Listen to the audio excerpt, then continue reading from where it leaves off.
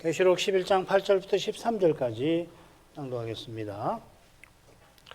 저희 시체가 큰 성길에 있으리니 그 성은 영적으로 하면 소돔이라고도 하고 애굽이라고도 하니 곧 저희 주께서 십자가에 못 박히신 곳이니라. 백성들과 족속들과 방언과 나라 중에서 사람들이 그 시체를 사흘 반 동안을 목도하며 무덤에 장사하지 못하게 하리로다. 이 두 선자가 땅에 거하는 자들을 괴롭게 한 거로 땅에 거하는 자들이 저희의 죽음을 즐거워하고 기뻐하여 서로 예물을 보내리라 하더라. 3일 반 후에 하나님께로부터 생기가 저희 속에 들어가매 저희가 발로 일어서니 구경하는 자들이 크게 두려워하더라. 하늘로부터 큰 음성이 있어 이리로 올라오라 함을 저희가 듣고 구름을 타고 하늘에 올라가니 저희 원수들도 구경하더라. 그 시에 큰 지진이 와서 성 10분의 1이 무너지고 지진에 죽은 사람의 미 7천이라. 그 남은 자들이 두려워하여 영광을 하늘의 하나님께 돌리더라. 두 증인이 권세를 받아 1260일 예언하는 것을 마칠 때에 무저갱에서 올라오는 짐승이 그들과 싸워 그들을 이기고 죽입니다. 이때가 마귀가 1000년 결박된 데서 잠시 풀려나는 시기일 겁니다. 마귀가 무저갱에서 풀려나서 자기의 화신인 적그리스도를 세우는데 계시록 13장에서 이 인물은 바다에서 올라오는 짐승으로서 요한의 이상 중에 등장할 겁니다. 두 증인이 적그리스도에게 죽임당한 그 시체가 그 큰 성 길에 있을 것이라 했는데 아까 8절 처음까지 살폈고 이어 살피겠는데 다시 본문을 읽겠습니다. 8절부터 10절까지 저희 시체가 큰 성 길에 있으리니 그 성은 영적으로 하면 소돔이라고도 하고 애굽이라고도 하니 곧 저희 주께서 십자가에 못 박히신 곳이니라. 백성들과 족속과 방언과 나라 중에서 사람들이 그 시체를 사흘 반 동안을 목도하며 무덤에 장사하지 못하게 하리로다. 이 두 선자가 땅에 거하는 자들을 괴롭게 한 거로 땅에 거하는 자들이 저희의 죽음을 즐거워하고 기뻐하여 서로 예물을 보내리라 하더라. 큰 성, 이 큰 성은 음녀 바벨론일 겁니다. 그 성은 영적으로 하면 소돔이라고도 하고 애굽이라고도 한다 했는데 거기서도 확인됩니다. 이 영적으로 하면 영적으로라고 새긴 낱말이 신약 성경에 한 번 더 나와요. 고린도전서 2장 14절에 이런 일은 영적으로라야 분변함이니라. 거기 한 번 더 나옵니다. 이런 일이라고 하는 것은 하나님의 성신의 일, 신령한 일, 은혜로 베푸신 일인데 그 일은 결국 하나님이 그리스도를 십자가에 내어주신 일이고 또 우리의 영광을 위해서 만세전에 정하신 일, 비밀입니다. 이런 일은 세상을 대표한다 하는 이 세상 권원이 그 지혜로서 도무지 전혀 알지 못하는 일이고 오직 성신께서 알게 하시는 일입니다. 여기서도 영적으로라는 말은 성신께서 알게 하신다 하는 뜻일 겁니다. 성신께서 그 큰 성의 정체를 요한을 이야기하시는데 소돔과 이집트라 하였습니다. 이 두 곳은 구약시대에 하나님이 재앙으로 치신 곳이지요. 이는 그 큰 성 바빌론이 멸망할 것을 암시하는 표현입니다. 아울러 이 성은 우리 주께서 십자가에 못 박히신 곳입니다. 이곳은 지상의 예루살렘 성이 되겠죠. 예루살렘에서 우리 주님은 십자가에 달리셨는데 십자가 처형의 죄로 말미암아 이 예루살렘은 주 70년 무서운 재앙을 받고 멸망합니다. 요한이 이 도미티아누스 황제 때 이 성경을 썼다면은 벌써 20년 전쯤 되는 20년도 더 되는 이전이 되겠죠. 마태는 우리 주님께서 헤롯의 핍박을 피해 이집트로 내려가신 일을 설명하면서 이스라엘이 이집트가 되었다고 해설합니다. 요셉이 일어나서 밤에 아기와 그 모친을 데리고 애굽으로 떠나가 헤롯이 죽기까지 거기 있었으니 이는 주께서 선저로 말씀하신 바 애굽에서 내 아들을 불렀다 함을 이루려 하심이니라. 주님이 육신의 부모와 함께 그들의 도움을 받아서 이집트로 내려가신 그 사건을 가리켜서 이집트에서 내 아들을 불렀다 하신 이 호세아의 예언이 이루어졌다 하셨지요. 그렇다면 주님이 어린 시절 탈출해서 들어가신 이집트는 탈출해서 나오신 이집트는 이스라엘이 되겠지요. 그죠? 헤롯이 바로처럼 이스라엘의 어린아이를 죽이지 않았습니까? 비슷하게 선자들은 멸망할 이스라엘을 가리켜 여러 번 소돔이라 불렀습니다. 이사야 유명한 1장에도 거기에서 나오죠. 그처럼 사도들은 주님의 십자가 사건을 시편 2편에 분노하는 열방이 저지른 죄악이라 해석하고서 그 열방에 이스라엘을 포함시킵니다. 사도행전 4장 24절부터 28절인데 시편 2편을 인용하면서 결국 예수님의 십자가 사건이 어떤 의미를 지니는가? 시편 2편에서 말하는 여호와와 그 기름 부음 받은 메시아를 대적하는 열방이 누구냐 할 때 거기 이스라엘이 포함이 되는 거죠. 여기 27절 말이죠. 과연 헤롯과 본디오 빌라도는 이방인과 이스라엘 백성과 합동하여 하나님의 기름 부으신 거룩한 종 예수를 거스르려 하나님의 권능과 뜻대로 다 이루려고 예정하신 것을 행하려고 이 성에 모였나이다. 이스라엘은 열방이다 하는 거죠. 그래서 계시록 지금 이 장면, 두 정인 장면 이어서 세 번째 화가 나오는데 이 열방의 주제가 거기 나올 겁니다. 그때 또 설명하죠. 이런 해석이 영적으로, 즉 성신께서 알게 하신 해석이겠죠. 예수께서 십자가에 못 박히신 이 예루살렘은 그때 분노하는 열방, 이방인의 성이 되어버린 겁니다. 메시아를 죽인 이 성은 장차 멸망할 음녀 바벨론과 영적인 성격에서 일치합니다. 그 성격은 종교와 정치가 결탁해서 그리스도를 대적하고 교회를 핍박하는 거죠. 이게 주님이 누차에 경고하신 바리새인과 사두개인의 누룩의 핵심이죠. 큰 성 바벨론이 짐승과 함께 마지막 교회를 핍박하는 데에서 그 성격은 가장 현저하게 드러날 참입니다. 두 정인의 시체를 백성들과 족속과 방언과 나라 중에서 사람들이 3일 반 동안 볼 겁니다. 이 사람들은 거룩한 성을 42달 동안 짓밟는 이방인에 속하는 자들이고 비슷하게 그들이 두 정인의 시체를 보는 기간 3일 반은 거룩한 성을 짓밟을 그 42달 중의 날들이겠죠. 이방인이 거룩한 성을 짓밟는 일은 역사 내내 이루어지는데 그 끝에 짐승이 두 증인을 죽이고 그 시체를 이 짐승을 숭배하는 온 세상 사람이 땅에 가는 자들이 볼 겁니다. 그들은 짐승이 올라올 때 그것을 보고 기이하게 여길 거라. 계시록 17장에도 나오고 13장에도 비슷한 표현이 나오는데 그 짐승이 두 증인을 죽인 그 시체를 역시 보고 즐거워합니다. 그들은 눈이 있는데 그들의 눈은 있어도 보지 못하는 우상의 눈과 다를 바 없습니다. 계시록 9장 20절 마병대 그 장면 끝이죠, 그죠? 그 장면에서 바로 그 점을 이야기하고 있잖아요. 온갖 우상을 섬깁니다. 온갖 우상을 적그리스도를 숭배하면서 온갖 우상을 숭배하는데 우상을 숭배하면 우상을 닮고 우상을 닮으면 눈이 있어도 보지 못하는 그런 상태에 떨어지는 거죠. 마병대 재앙에 그들의 3분의 1이 죽는 것을 보고도 그들은 회개치 않고 계속 각종 우상을 섬긴다 하셨습니다. 이게 여섯째 나팔을 불 때에 세상에 내린 재앙의 실상입니다. 얼마나 비참하고 끔찍합니까? 우상 섬기는 그들이야 끔찍한지 모를 수 있지만 믿음의 눈을 볼 때 이보다 비참할 수가 있습니까? 사람이? 더 비참한 건 둘 때 불못에 떨어질 때겠죠. 물론.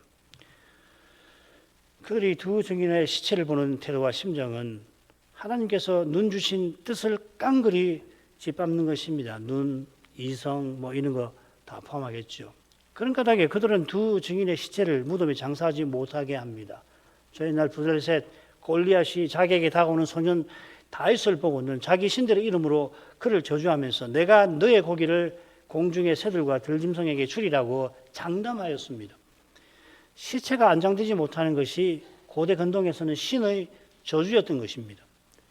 지금 짐승을 따르는 이들도 우상의 이름을 부르면서 두 증인에게 저주를 퍼붓는 겁니다. 안장하지 못하게 한다는 것은. 그 이유가 10절에 이렇게 나옵니다. 이 두 선자가 땅에 가는 자들로 괴롭게 한 거로. 이 절은 10절 후반부에 나오고, 앞서 땅에 가는 자들이 시체를 장사하지 못하게 한 다음에 어떤 일이 이어지는지를 원문상으로는 10절 전반부에 나옵니다. 10절이 원문의 순서와 뒤바뀌어 있습니다. 그래서 원문의 순서대로 먼저 보고 그 다음에 저주한 이유가 뭔가를 이어 살피죠. 땅에 가는 자들이 저희의 죽음을 즐거워하고 기뻐해서 서로 예물을 보낸다 했습니다. 이 구절의 사람들은 우리가 생각한 대로 땅에 가는 자들이죠. 이 도표 기억하실 겁니다. 계시록 6장 10절에 죽임당한 영혼들이 탄식 기도하는데 땅에 가는 자들이 한 번 나오는데, 이 경우 땅에 가는 자들은 말세 때 적그리스도를 숭배하는 자들이라고 보기는 좀 힘듭니다. 역사 내내 교회를 핍박하는 자들로 보입니다. 그런데 나머지 모든 경우는 적그리스도의 시대에 그의 기이한 광경을 일들을 보고 그를 추명하면서 그의 지시대로 교회를 핍박하고, 그래서 결국 영원한 둘째 불못에 떨어지는 자들로 일관되게 나옵니다. 땅에 가는 자들이라고 하는 표현이 매우 거의 전문적인 표현입니다. 한 군데를 조심하라고 말씀드렸죠. 14장에 땅에 가는, 그건 동사가 다르다고 말씀드렸습니다. 거기는 주의하셔야 됩니다. 14장 6절인지 16절인지 기억이 안 나는데, 이들은 두 증인, 즉 증가하는 교회가 없어진 것처럼 보여서 즐거워하고 기뻐합니다. 이 즐거워한다, 기뻐한다는 두 용어가 대조적 상황에 흥미롭게 쓰입니다. 이 즐거워한다는 말은 딱 두 번 나와요. 기뻐한다는 말은 계시록 3번 나오는데 각각 대조적으로 나옵니다. 지금 11장 10절에서는 땅에 가는 자들이 두 증인의 죽음을 보고 즐거워하고, 19장 7절에서는 어린 양의 혼인잔치를 즐거워하는데 같은 동사가 쓰입니다. 기뻐한다는 말은 여기서 땅에 가는 자들이 악한 쾌락을, 아주 육신적인 쾌락에 젖어 있는 모습이고요. 반면에 12장 12절에서는 마귀가 쫓겨난 것을 즐거워하고, 그 다음에 18장 19절에서는 음녀가 심판받는 것을 즐거워하는 장면인 겁니다. 지옥과 천국의 차이만큼 두 즐거움은 이렇게 다릅니다. 하늘과 성도의 즐거움은 영원할 겁니다만은 땅에 거하는 자들의 기쁨은 3일 반 동안만 지속될 겁니다. 3일 반 동안 그들의 즐거움은 둘째 사망에서 영원한 괴로움으로 바뀌게 될 것입니다. 그들은 자신의 즐거움이 3일 반 동안만 이어질 것을 꿈에도 생각지 못하겠죠. 이미 그들은 적그리스도의 이적을 보고서는 평안하다, 안전하다, 역사상 이러한 때가 없구나 하면서 이 짐승의 나라가 영구할 것처럼 착각하고 있었을 테고, 눈에 가시처럼 벼르던 두 증인의 그 죽음과 시체를 보고서는 이보다 좋은 일이 역사에 없구나 하고 만족하겠죠. 그러나 멸망이 홀연히 저희에게 이를 것이라 사도 바울은 예고합니다. 이들이 3일 반 동안 얼마나 즐거우면 서로 예물을 보낼 거라 했는데, 여기에 대한 학자들의 부림절을 가지고서 설명하는 경우가 있는데 그건 참고하십시오. 우리나라에도 명절 되면 서로 선물 주고받고 그러잖아요. 아주 즐거우면. 땅에 가는 자들이 악한 즐거움에 취해서 예물을 서로 보냈다, 이렇게 설명하는 것이 좋을 것 같습니다. 11절로 가겠습니다. 3일 반 후에 하나님께로부터 생기가 저희 속에 들어가며 저희가 발로 일어서니 구경하는 자들이 크게 두려워하더라.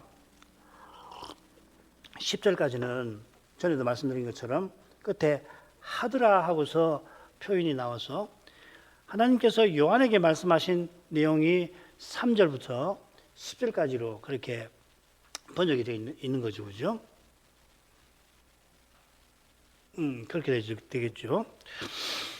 그 내용은 동사의 미래형에서 짐작하듯이 이 3절에서 10절에는 주된 동사가 다 미래형입니다. 뭐 예언하리라, 1260일 동안 일이 예언하리라, 땅을 치리로다, 이런 일이 있으리라, 이렇게 요한 사도에게 미래에 있을 일입니다. 11절부터는 요한이 이상에서 보았던 장면이고, 여기서는 동사가 모두 과거 시제로 되어 있습니다. 이는 하나님께서 예언하신 일이 역사에서 실제로 이루어졌다는 뜻이 아니라 예언하신 일이 틀림없이 이루어진다 하는 뜻이겠죠. 참 묘미가 있습니다. 11절부터는 앞에서 말씀하신 일이 일과 연결해서 요한에게는 이루어진 일로 보이는 거죠. 그죠? 앞에서는 하나님께서 요한에게 이런 일이 있을 거다. 두 증인이 이런 일을 할 거고 이 두 증인이 증거할 때 해하는 자들이 불에 삼키고 그러나 이 짐승이 올라와가지고서는 무저갱에서 올라와서는 두 증인을 죽일 거고 그걸 보고 즐거워할 거다. 서로 선물을 주고받을 거다. 이렇게 말씀하시잖아요. 그죠? 그리고 11절부터는 그 다음 내용이 이루어진 장면으로서 요한에게 보이는 겁니다. 다음 일이 일어날 일이지만 일어난 사실 장면으로 보이는 것은 하나님이 말씀하신 대로 이루신다는 뜻이 아니고 뭐겠어요.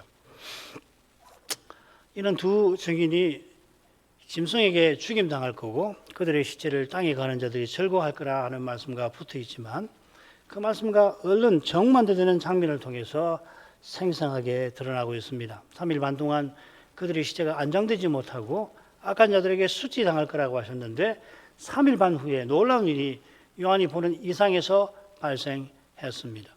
하나님께로부터 생기가 그들 속에 들어갔습니다. 이 생기라는 말은 생명의 숨기운이라는 말이고 태초에 아담을 흙으로 빚으시고 그 코에 생기를 불어넣으신 이를 암시합니다. 그런데 어떤 번역을 보니까는 생명의 성신이라고 새겼어요. 킹제임스 버전이나 아람어 번역이 그렇습니다. 어떤 해석이 적절한지 확정하기 힘든 면이 있습니다. 생기라고 새긴 낱말이 훈유만데 계시록이 24번 나오는데 이곳과 다른 한 곳을 제외하면 성신 아니면 악한 영을 가리킵니다. 이곳 말고 다른 한 곳은 다른 짐승이 권세를 받아가지고서 바다에서 올라온 짐승이 우상에게 생기를 주어 말하게 하였다. 여기 푸뉴마를 불어넣어서 말하게 하였다 이렇게 나옵니다. 여기 생기인데 두 증인에게 주신 것은 생명의 기운이고 여기서는 그냥 호흡을 불어넣어 살게 했다는 뜻입니다. 비슷하긴 한데 다르지요. 이런 근거에서 개혁처럼 새겨도 좋습니다. 아울러 죽은 두 증인이 다시 사는 일이니까 십자가에 못 박히신 그리스도께서 부활로 성신과 하나 되신 사건처럼 생명의 성신이 죽은 두 증인에게 돌아갔다. 이렇게 새겨도 나쁘지는 않을 것 같습니다.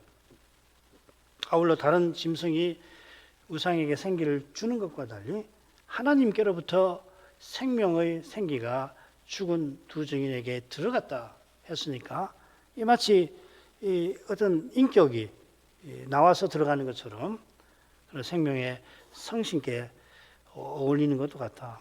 어떤 것이 나은지 모르지만은 아무튼지 이런 점들을 고려하실 만합니다. 3일 반 후에 저희가 발로 일었습니다. 두 증인이 죽었다가 다시 산 건데 하필 발로 일어선 모습을 요한이 보았습니다. 3일 반 동안 매장하지 않고 그 성 길에 나뒹굴어져 있으니 부패한 얼굴에 생기가 돌 수도 있을 거고 에스겔의 그 이상처럼 말이죠. 그들이 증인이니까 살아나서 무엇보다 말할 수도 있겠습니다. 그런데 두 증인이 다시 살아난 실정으로 일어선 모습이 언급됩니다. 그 이유는 그들이 세상의 주 앞에 섰는 두 감람나무 두 촛대인 사실과 관련이 있는 것 같아요. 의도적으로 일어섰다는 표현을 쓰는 것 같습니다. 주 앞에 섰는 모습은 주를 신실히 섬기는 태도죠. 하나님께서 증가라 하신 명령을 받들다가 죽임당했는데 다시 살았어도 이들은 하나님을 신실히 섬기려 하는 태도를 드러냅니다. 예언자의 성격이 거의 소실된 것 같을지라도 하나님께로부터 생명이 교회의 예언자로서의 활동 위에 다시 임하기 위해서 하나님께서는 그 교회 안에 예언자들을 다시 보내셔서 시대의 말기에 교회가 공중으로 휴거되어서 올라가기 전에 마지막 큰 등명을 한번 비춰야 할 것입니다. 여러 훌륭한 주석가들이 이런 교훈을 베풀어요. 적그리스도 시대 그 끝에 하나님께서 그 시대를 이길 만한 말씀을 베푸실 거다. 그러니까 종들을 세우시는 거겠죠, 그죠? 틀림없이 그러시겠다. 그들의 모습에 구경하는 자들이 크게 두려워하였습니다. 구경하는 자가 12절에 나오는데 거기는 저희의 원수들이라고 되어 있습니다. 두 증인의 원수들은 짐승을 숭배하는 땅에 거하는 자들일 겁니다. 그들이 두 증인의 원수로서 적개심을 갖고 대했고 악한 쾌감을 느끼며 그들의 시체를 내려다보았는데 죽은 그들이 두 발로 일어서는 것을 볼 때에 기이한 두려움을 느꼈습니다. 이 두려움이라고 새긴 낱말이 계시록에 두 번 더 나오는데 똑같이 바벨론의 사치를 누리며 즐거워하던 세상 쾌락에 젖어있던 그들이 바벨론 멸망을 보고서 이 두려움에 휩싸이죠. 지금 구경하는 원수들에게 쏟아지는 두려움도 마찬가지입니다. 여기 쏟아진다고 번역할 수가 있습니다. 원수들이 느끼는 두려움이 아니라 그들에게 쏟아지는 그냥 감정적 측면만이 아니고 객관적인 성격을 갖는 두려움입니다. 이들은 마병대 재앙에 땅에 거하는 자 3분의 1이 죽어도 회개치 아니하던 냉담한 자들입니다. 사람이 이렇게 마음이 굳을 수 있어요. 도무지 진리가 들어가지 않는 이런 끔찍한 일을 당해도 눈 깜짝하는 것이 아니라 오히려 마음이 더 차가워지고 냉담해서 저항하는 사람들인데 하나님이 두려움을 그들 위해 쏟아 부으신 겁니다. 12절로 가죠. 하늘로부터 큰 음성이 이리로 올라오라 함을 저희가 듣고 구름을 타고 하늘에 올라가니 저희 원수들도 구경하더라. 두 증인이 다시 살아서 두 발로 섰는데 하늘로부터 큰 음성이 들렸습니다. 짝을 이루는 작은 책 장면에서도 하늘로부터 나는 음성이 요한들어 7우리의 음성들은 기록하지 말아라 했는데 이번에도 하늘로서 나오는 음성이 두 증인에게 명령합니다. 그 큰 음성은 이리 올라오라고 지시를 했고 그들이 그 지시를 듣고는 구름을 타고 하늘로 올라갔습니다. 이 장면은 구약 엘리야 선지자의 생애 마지막에 있었던 유명한 사건을 떠오르게 하죠. 엘리야가 사명을 다 마치고 회리바람 타고 하늘로 올라갔는데 그때 호련히 불수레와 불병거겠죠. 불말이 나타나서 엘리야와 엘리사 사이를 떨어지게 합니다. 엘리야가 불수레나 불말을 타고 올라간 게 아니고 회리바람을 타고 올라갔다 했습니다. 이건 뭐 찬송가 옛날 찬송가 병거 타고 하늘에 올라갔던 일을 기억합니다. 나의 사랑하는 책이던가요? 그 2절에 그런 가사가 있는데 영 틀린 건 아닌 것 같아요. 그러나 성경에 나오는 표현과는 조금 다릅니다. 이 불병거의 정체하고 회리바람의 관계를 알면 이게 영 틀린 건 아닙니다. 그냥 생각나서 이런 것이 있다. 성경에는 이 불수레를 타고 올라갔다고 하지 않고 회리바람에 올라갔다 이렇게 되어 있습니다. 회리바람 속에. 그런데 이 회리바람을 조사해 보면 이 에스겔 1장에 영광구름에 동반되는 그 현상 폭풍이라고 되어 있습니다. 욥기에도 이 표현이 여호와의 임재 때 동반되는 폭풍입니다. 그러니까 엘리야도 두 증인처럼 구름 타고 구름에 감겨서 휩싸여서 영광구름 안에 속에서 올라간 거겠죠. 하늘로. 정확하게는 구름 타고 올라간 건 아닙니다. 구름에 쌓여 올라갔습니다. 엘리야도 회리바람을 타고 올라간 게 아니라 회리바람에 쌓여 올라갔습니다. 이런 점에 비추어 두 증인이 구름에 쌓여서 하늘에 올라간 것은 재림 때 공중에 들려 올라갔다라기보다는 이 두 증인이 엘리야처럼 맡은 사명을 다 이루었다 하는 것이겠죠. 두 증인이 죽었다가 3일 반 지나서 다시 살아난 것도 재림 때 부활의 몸을 입었다는 걸 가리키는 게 아닐 겁니다. 두 증인이 증거하는 사명을 다 이룬 것은 물론 이 사건이 재림 직전에 있을 일임을 보여줍니다만은 이게 정확히 어떤 사건이다 이렇게 딱딱 맞추는 것보다 혹은 그 못지않게 중요한 것은 이상에서 이 장면이 지시하는 교훈인 거죠. 지금 우리가 두 증인의 장면을 쭉 살피는 중인데 이 장면의 모든 세부사항이 어떤 구체적 역사 사건, 재림과 재림 직전에 실제로 발생할 어떤 역사 사건을 예언하는 건 아닙니다. 어쩌면은 장차 우리가 모든 것을 알게 될 때 과연 그렇다는 걸 확인하게 하실는지도 모르겠어요. 그건 뭐 저로서야 뭐 알 수가 없는 거니까. 하나님의 지혜는 무한하시니까 유한한 우리의 인식과 깨달음을 초월하는 방식으로 이상을 사도에게 보이셨을지 모릅니다. 그러니까 세례주의자들이 뭐 영 틀렸다고 막 그렇게 고집할 필요가 있을까 하는 생각 들으면 모르겠다. 나는 그렇게 도무지 당신들이 해석하는 걸 난 도무지 받아들이기가 나로서는 이해하기 어렵다. 그리고 그런 해석은 좀 성경의 전반적인 교훈과 상충되는 것 같다. 그렇게 말하고 말아야 하지 않을까. 사실 재림 때 있을 일들을 신앙 고백서가 차서 있게 제시합니다만은 세부 사항까지 시간 순서대로는 하지 않습니다. 그럴 수가 없어요. 가령 우리가 마지막 나팔의 순식간에 부활의 몸을 입을 건데 순식간, 아토모스라는 말인데 더 쪼갤 수 없는 시간이거든요. 그 1초도 안 되는 겁니다. 제가 이 아토모스라는 시간이 얼마나 되는지 자료를 뭐 이리 찾고 저리 찾아도 정확하게 물리적으로 오늘날 우리 시간으로 어느 정도의 1초보다 얼마나 작은지 뭐 확인을 못했습니다만은 1초도 되지 않은 시간인데 그 순간에 얼마나 많은 일이 장차 이루어질 건가 우리는 알게 될 겁니다. 아마 놀라게 될 것입니다.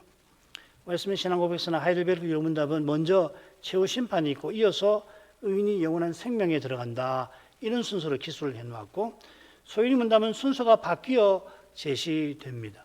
신자는 부활 때의 영광 중에 일으킴을 받고 심판날에 죄 없다함을 얻는다. 이게 순서인지 모르겠어요. 중요한 사건을 배열을 하지 않았나 싶어요. 꼭 순서대로 이렇게 일어난다고 보다는 그때 이런 일이 있을 거다. 크게 둘이다. 신자는 영광, 영원한 생명에 부활의 몸을 입고 그 다음에 하나님의 심판이 있어서 영원한 형벌이 악인들에게 원수들에게 내릴 거다. 뭐 그렇게 이야기하는 거겠죠. 더욱이 재림 직전에 있을 일들에 관하여 정확한 사건 추이를 성경 계시에 근거해서 제시하는 게 가능한지 저같이 천황인 사람은 여전히 모르겠습니다. 계시록만 하더라도 재림 직전에 주님께서 원수들을 멸하시는 장면이 여럿이지요. 또 하나의 사건을 가지고 여러 장면으로 제시한단 말이죠. 그 이유는 뭐 분명하죠. 하나님 하시는 그 일이 여러 측면이 있으니까 이 면을 봐라, 저 면을 봐라 이렇게도 생각하라 하시는 거겠죠. 계시록이 분명 장차 있을 일을 예언합니다마는 이상의 많은 장면을 통하여 장차 있을 일의 중요한 교훈을 특별히 그때까지 역사가 어떻게 전개되어 가는가의 원칙을 전하는 방식으로 합니다. 우리는 이상 장면에 담긴 중요한 교훈을 배워서 역사가 약속하신 재림과 부활까지 어떻게 전개되어 가는가. 우리 시대는 그러한 그 전개상에서 어떤 시대에 해당되고 우리가 역사 우리 눈앞에 펼쳐지는 현실에서 무엇을 보아야 할 건가를 이런 교훈을 통해서 터득해 나가야 하겠죠. 이런 점에서 두 증인이 구름에 쌓여 하늘에 올라가는 이 장면은 주님께서 원수의 세력에 핍박받아 사람 보기에 교회가 주님의 증인들이 원수의 세력에 핍박을 받아 사람 보기에 교회가 증거하는 사명을 더는 이루지 못할 정도까지 그래서 필시 두세 사람이 주의 이름으로 한 곳에 모여 예배하는 것도 불가능할 정도까지 됩니다마는 주님께서 약속대로 그때에도 음부의 권세가 이기지 못하는 주님의 교회를 세워 나아가실 것이라 우리에게 교훈합니다. 사람 눈에는 적그리스도가 자기를 숭배하는 자들, 숭배치 아니하는 자들 닥치는 대로 죽이고 추종하지 아니하는 자는 일상생활도 영위하지 못하게 만들겠지만 그런 때에도 주님께서 만물 안에서 만물을 충만케 하시는 주님의 충만으로서 거룩한 교회가 지상에 존재하게 하실 뿐 아니라 이 교회에 주신 거룩한 사명을 친히 이루어 주실 것입니다. 우리 독립개신교회는 설립 초기부터 다니엘과 세 친구를 통해서 여호와께서 온 세상에 주의 뜻을 어떻게 친히 이루신지를 자주 배웠습니다. 이 시대가 다니엘 시대만큼 믿음의 길을 걷기가 힘들고 그 길을 끝까지 걷는 비결이 하나님만 의지하는 데 있음을 우리는 계속해서 배웠습니다. 이런 심정과 태도를 간절히 구할 것입니다. 무엇보다 주님께서 교회 설립 때 주신 이 사명을 꼭 이루어 주시기를 바랄 것입니다. 이게 중요하잖아요. 어떻게 이루시든지 하나님께서 어떻게 하실지 모르지만 하나님 꼭 이루어 주십시오. 이런 사실을 조금이라도 본다면 하나님께서 사명을 어떻게든지 이루어지시는 것을 본다면 내가 거기 직접 쓰임을 받지 않는다 하더라도 우리의 삶은 헛되지 아니할 겁니다. 게다가 거기에 조금이라도 쓰임을 받는다면 이보다 광양이 없는 거예요.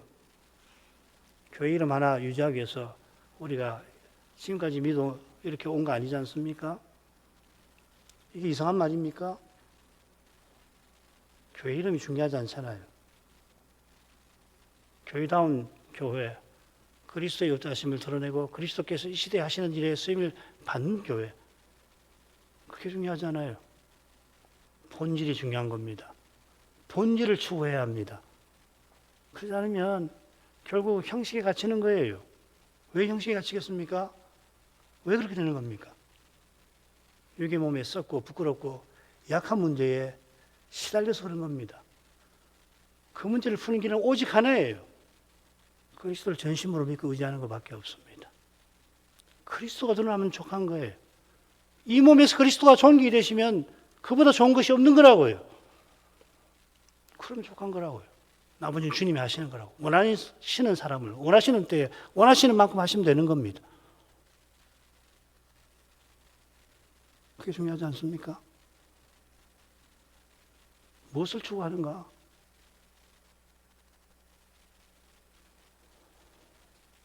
두 증인이 하늘로 올라가니 저희 원수들도 구경하였습니다. 두 증인이 다시 살아난 것을 보고는 두려움에 사로잡혀서 구경했는데 하늘에 올라갈 때도 구경합니다.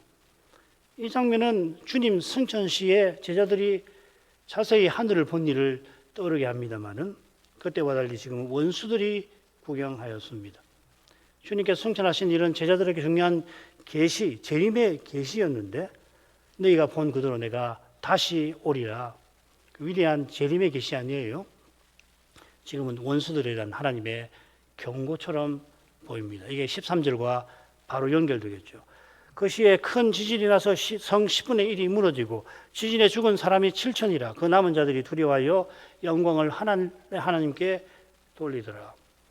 두 증인이 하늘에 올라가던 그 시에 큰 지진이 납니다. 성도의 기도가 향연에, 그리스도의 향연에 감사해 올라갈 때도 지진이 났는데 두 증인이 하늘로 올라가 하나님께 나아갈 때 그들이 전한 주신 사명을 다 이루고 올라갈 때 하나님 말씀이 이루어진 거 아니에요? 큰 지진이 큰 성에 납니다. 두 증인의 증거를 짓밟고 증거하는 증인을 죽인 일을 그 일에 앞장선 그 성에 하나님의 진노가 임한 겁니다. 그 성 10분의 1이 무너지고 지진에 죽은 사람이 7천이라 하였습니다. 여기 상징수 열 그리고 7천은 7 곱하기 10의 3성입니다. 주목할 만하죠. 그래서 이 숫자가 완전한 심판을 상징한다 주장이 있습니다만은 그러나 10분의 1이 무너지고 7천이 죽었지만 그 남은 자들이 있잖아요. 이 큰 성이 음녀 바벨론을 가리킨다면 이 지진이 바벨론의 완전한 파멸을 가져온 건 아니겠죠. 좀 더 남아있는 겁니다. 그런 점에서 그 남은 자들이 두려워하여 영광을 하늘의 하나님께 돌리는 일이 뭔가를 살펴야겠습니다. 그러니까 이 남은 자들이, 그 남은 자들이 누굴까? 우선 비슷한 표현이 마병대 재앙을 보면 죽지 않고 남은 자들이 있는데 이들은 회개치 않고 계속 우상을 섬기죠. 이들이 마병대 재앙 때 회개치 아니한다면은 아니했는데 두 증인의 승천을 보고 회개했다는 말일까요? 그러나 이 해석은 이들이 땅에 가는 자들이라는 사실에 무너집니다. 계시록에서 땅에 가는 자들은 생명책에 농명되지 않아 멸망할 자들입니다.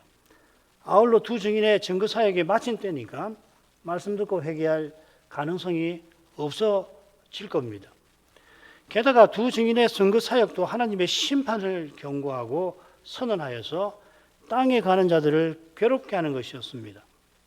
이런 점에서도 이들은 믿지 아니하는 유대인들로서 말세 때 죽게 돌이키는 자들, 로마서 11장에 있는 그 예언을 여기 적용시키는 주장이 있는데 역시 받아들이기 힘듭니다. 비슷한 표현이 모세의 노래 어린 양의 노래에 이렇게 나옵니다. 15장 4절이에요. 주여 누가 주의 이름을 두려워하니 하며 영화롭게 하지 아니하오리이까. 이 노래는 마지막 재앙이 예고된 후에 지금 이 막간의 두 장면하고 이어 나오는 일곱째 나팔, 여섯 나팔하고 비슷한 상황입니다. 짐승과 그의 우상과 그의 이름의 수를 이기고 벗어난 자들이 하늘 유리바다가에서 이 노래를 부르는 겁니다. 그들은 이미 하늘에 이르렀고 곧 마지막 재앙이 일곱 대접을 통해서 땅에 쏟아질 참입니다. 계시록 15장은 짧지요. 그리고 바로 16장 일곱 대접으로 이어집니다. 마지막 재앙이 쏟아져 내릴 때 누가 주를 두려워 아니하고 영화롭게 아니하겠나이까 말한 겁니다. 요컨대 마지막 재앙을 당하는 이들이 이런 말을 할 거라는 겁니다.